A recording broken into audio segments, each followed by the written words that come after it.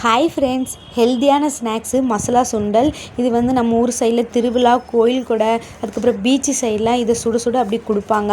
அதுக்கு மேலேயே வெட்டி வச்சுருந்த வெங்காயம், துருவின கேரட்டு, மல்லி இலை, பொரிச்ச கார்ன் சிப்ஸு எல்லாம் போட்டு அப்படி சுட சுட கொடுப்பாங்க. சாப்பிட்றதுக்கே அவ்வளோ டேஸ்ட்டாக இருக்கும்.